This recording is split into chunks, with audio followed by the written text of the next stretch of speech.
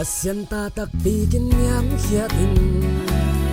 mi khen peu mo na hong puak sak di lấy tung a mi bang in hong pian na thu lam dang si e hong pai un pha khom ni hong pai un bia chiam ni ei to hong om hom den din in Emmanuel Pasia lam dang thu lak pa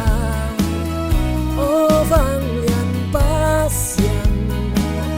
ton tung pa nop sang na kum pi Giêsu hong suak zo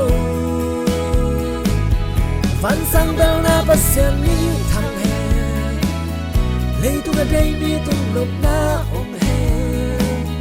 hong suak kum pi pa pa tôi lung dang ki pa ki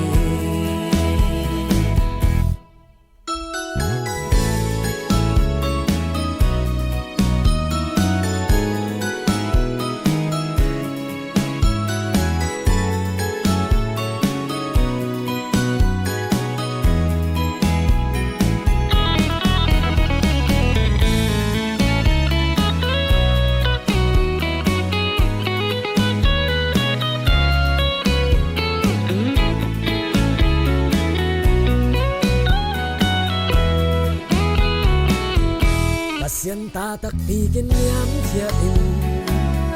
mi khen peu mo na hong puak sak di lấy tung a mi bang in hong pian na thu lam dang si e hong pai un phat khom ni